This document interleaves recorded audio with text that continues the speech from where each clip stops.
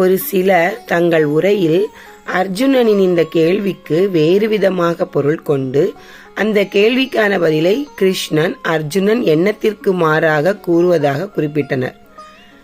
இவர்கள் தங்கள் கீதை முன்னுரையில் என்ன குறிப்பிட்டனரோ அவற்றை இந்த கேள்வி பதிலை மாற்றி பொருள் கொள்வதன் மூலம் முரண்பாடாக மாற்றிக்கொள்கின்றனர். இவர்களே முன்பு ஒன்றை கூறி இப்போது வேறு ஒன்றை கூறுகின்றனர் என்றார்.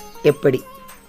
இவர்கள் கீதையை பற்றி தாங்கள் எழுதும் முன்னுரையில் கீதையில் கூறப்படும் கருத்தானது ஞானம் மற்றும் கர்மம் ஆகியவற்றை அனைத்து மக்களும் தங்கள் வாழ்க்கை முழுவதும் பின்பற்ற வேண்டும் என்பதாகும் என்று கூறுகின்றனர்.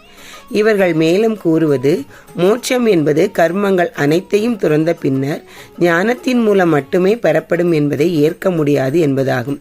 இவர்கள் கருத்தின்படி கர்மங்களை விட இயலாது என்பது. ஆனால் இந்த 3 அத்தியாயத்திற்கு உள்ள உரையில் இவர்கள் கூறுவது தங்கள் வாழ்நாள் முழுவதும் கர்மங்களை துறக்கலாம் என்பதாகும்.